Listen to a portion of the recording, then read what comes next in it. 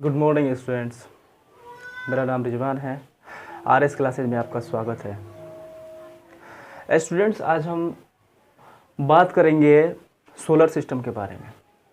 Solar system है क्या, और साथ ही साथ आज हम जानेंगे कि एक शब्दों में सोलर सिस्टम को कैसे याद रख पाएँ, वो भी सिस्टमेटिक ढंग से, क्योंकि हम कई बार इसे पढ़ते हैं और कई बार पढ़ने के बाद भी हमें 8 ग्रहों का नाम याद नहीं हो पाता है।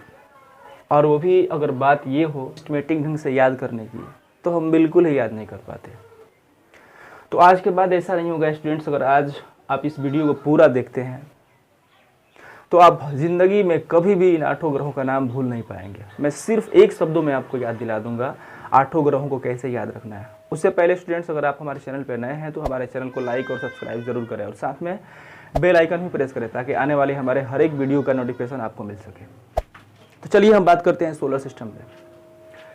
सोलर सिस्टम, इसका मतलब होता है सौर परिवार। सौर परिवार, सौर का मतलब होता है सूर्य, परिवार का मतलब आप जानते हैं। जैसे हमारा एक परिवार है, वैसे सूरज का भी अपना एक परिवार है। जैसे हमारे परिवार में बहुत सारे मेंबर हैं, मम्मी पापा, भाई बहन, चाचा चाची, वैसे ही सूरज के भी परिवार में बहुत सारे मेंबर आते हैं। उन सारे मेंबर में ये सभी मेंबर्स हैं, Mercury, Earth, Venus, Mars, Jupiter, Saturn, Uranus, Neptune, ये सभी क्या है, सूरज के परिवार हैं। और सिर्फ यही नहीं, इनके साथ साथ एस्ट्रॉइड्स भी और भी बहुत सारी आकाशीय पिंड हैं। इन सबको मिला के बनता है सूरज का परिवार। सूरज का परिवार बहुत बड़ा है। बहरहाल मैं सिर्फ अभी इस पे बात करूंगा, हम लोग 8 ग्रहों पे बात करेंगे। तो चलिए हम लोग एक एक करके इनके बारे में बेसिक जानकारी हम लोग देख लें।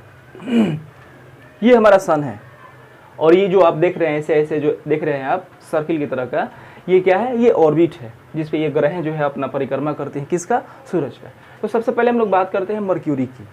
मर्क्यूरी जो है वो सबसे पहला ग्रह है और सबसे छोटा ग्रह है। सबसे नज़दीक का ग्रह कौन है? मर्क्यूरी। 2 नंबर पे आता है हमारा वेनस। वेनस जो है हमारा दूसरा ग्रह है। वेनस की एक और ख़ास बात यह है कि ये 2 नंबर पे है, लेकिन सबसे गर्म ग्रह है। तीसरे नंबर पे हम लोग देखते हैं अर्थ। अर्थ जो है तीसरे नंबर पे आने वाला हमारा ग्रह है, सूरज से नज़दीकी के क्रम में। अर्थ की खास बात यह है कि इसे यूनिक प्लेनेट के नाम से जाना जाता है। यूनिक प्लेनेट इसलिए क्योंकि पृथ्वी ही एक ऐसी जगह है जहाँ पे जीवन है, और जीवन को जीने के लिए यहाँ पे सारी आवश्यक चीज़ें मौजूद हैं। जैसे कि पानी है, हवा है, इसकी मौजूदगी सिर्फ पृथ्वी पे है, जिसकी वजह से जीवन कहाँ है? सिर्फ पृथ्वी पे है। उसके साथ साथ एक और इसकी खास बात है कि इसे ब्लू प्लेनेट यानी नीला ग्रह के नाम से भी जाना जाता है। आप जानते हैं, आप कई बार पढ़ चुके होंगे कि पृथ्वी पे जो है पानी की मौजूदगी बहुत ज़्यादा है, लगभग 70 से 75% के करीब करीब में है। तो पानी की अधिकता की वजह से जब अंतरिक्ष से इसे देखा जाता है तो ये ब्लू प्रतीत होता है, नीला प्रतीत होता है। उसके बाद हम देखेंगे 4 नंबर पे आने वाले ग्रह को। 4 नंबर पे आने वाला हमारा ग्रह है मार्स। मार्स को रेड प्लेनेट के नाम से भी जाना जाता है, लाल ग्रह। लाल ग्रह क्यों? क्योंकि यहाँ की जो मिट्टी है वो क्या है, वो रेड है, जिसकी वजह से जब अंतरिक्ष से इसे देखा जाता है तो ये बिल्कुल लाल प्रतीत होता है, इसलिए इसे रेड प्लेनेट, लाल ग्रह के नाम से भी जाना जाता है। हमने देखा मर्क्यूरी, वेनस, अर्थ और मार्स। इन 4 ग्रह की अब कुछ अलग विशेषताएं हैं। ये 4 ग्रह को जो है इनर प्लेनेट में रखा गया है। कहाँ? किसमें? इनर प्लेनेट में। आप देख सकते हैं यहाँ पे इनर प्लेनेट।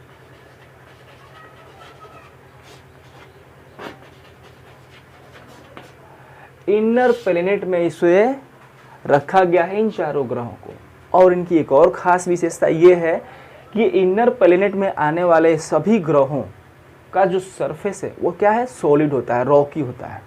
जैसे पृथ्वी का आप देख रहे हैं ना, जैसे आप पृथ्वी का देखते हैं चट्टानीय रूप है इसका, सॉलिड है, वैसे ही सरजमी कहिए, सरजमी जो है वैसा ही इन सब पे पाया जाता है, पृथ्वी की तरह ही, यानी चट्टानीय भागों में सॉलिड भाग, सॉलिड रूप में पाया जाता है यहाँ का सरफेस। अब हम लोग आ जाए 5वें नंबर पे। 5वें नंबर पे आता है हमारा जुपिटर। जुपिटर जो है सोलर सिस्टम का सबसे बड़ा ग्रह है। 6 नंबर पे है हमारा सैटर्न, शनि ग्रह। सैटर्न जो है इसकी खास बात ये है कि यहाँ पे एक वलय दिखाई पड़ता है, रिंग। रिंग हमें प्रतीत पड़ता है शनि ग्रह पे। ये ऐसा क्यों है? शनि ग्रह के इर्द गिर्द जो है, अराउंड जो है डस्ट पार्टिकल्स हैं, आइस हैं, रॉक्स हैं, जिनकी वजह से यहाँ पे क्या दिखाई पड़ता है, इसके अराउंड जो है रिंग प्रतीत हमें दिखाई पड़ता है। 7वें नंबर पे हम लोग आ जाए यूरेनस, और 8वें नंबर पे हमारा आता है सबसे लास्ट का जो हमारा ग्रह आता है वो आता है नेपच्यून। ये हमारा 8वां ग्रह है, सूरज से सबसे दूर का ग्रह है। अब इन चारों को जो है आउटर प्लैनेट की श्रेणी में रखा जाता है। जुपिटर, सैटर्न, यूरेनस, नेपच्यून, इनको जो है आउटर प्लैनेट की श्रेणी में रखा जाता है।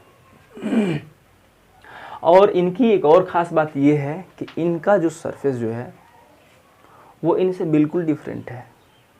यानी इनका सरफेस जो है सॉलिड नहीं है, कुछ गैसियस अवस्था में, कुछ जो है गैसियस अवस्था में, क्योंकि ये चट्टानों से और मिट्टी से मिलकर नहीं बने हुए हैं, ये गैसों से, कई तरह के गैसों से मिलकर बने हुए हैं। इसलिए जस्ट अपोजिट इसका, ठीक है ना, इन सबका क्या सरफेस होता है, सॉलिड होता है, और इनका क्या होता है, सॉलिड नहीं होता है, गैसीय अवस्था में ये पाए जाते हैं।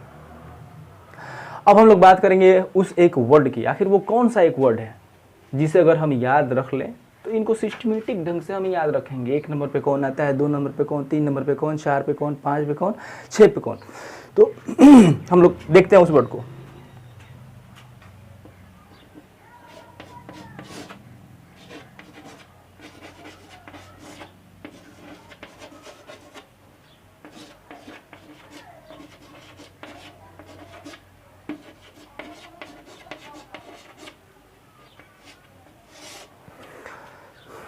स्टूडेंट्स, यही वो नाम है, एम्भेमजेसन। एम्भेमजेसन, एम्भेमजेसन। ये नाम जो है बहुत बड़ा नहीं है। अब सेलिब्रिटीज़ का, फुटबॉल स्टार का, क्रिकेट स्टार का, इन सब का नाम, कईयों के नाम आपको याद होते हैं। अपने फ्रेंड्स का नाम, कितने ही भी फ्रेंड्स हो आपको, आपके पास, आप उन सब का नाम याद कर लेते हैं। तो इस एक नाम को याद रखने में आखिर क्या जाता है? ये तो नॉलेज की बात है। तो जैसे हम उन सब का नाम हम लोग याद रख पाते हैं, वैसे ही इस एक नाम को भी हम लोग याद रखने का प्रयास करेंगे। बिल्कुल सिंपल है, आप इसे 10 बार बोलेंगे, मैं उम्मीद करता हूँ, आशा करता हूँ कि आप इसे याद कर लेंगे बहुत ही आसानी के साथ। इसे क्या बोलेंगे? एम्भेमजेसन, एम्भेमजेसन, एम्भेमजेसन। इस वर्ड को आप 10-15 बार बोलेंगे, ये वर्ड आपको याद हो जाएगा। और जरा देखिए, एम से आ जाता है हमारा मर्क्यूरी, भी से आ जाता है हमारा वेनस, ई से आ जाता है हमारा अर्थ, एम से आ जाता है हमारा मार्स, जे से आ जाता है जुपिटर, एस से आ गया सैटर्न, यू से आ गया यूरेनस, एन से आ गया नेपच्यून। कितना सिंपल है। अगर आप एक वर्ड को याद रखते हैं तो आप हमेशा इसे सिस्टमेटिक ढंग से याद रख पाएंगे। एम्भेमजेसन, कोई बड़ी बात नहीं है। स्टूडेंट्स, आज के लिए बस इतना ही। आप हमारे चैनल को लाइक और सब्सक्राइब ज़रूर करें ताकि हमारी आने वाली वीडियो आपको मिल सके। और इसी तरह के मैं वीडियो लेके आऊँगा जो एक शब्दों में कई तरह की जानकारियाँ आपको दे पाएगा। तो आज के लिए बस इतना ही। जय हिंद, जय भारत।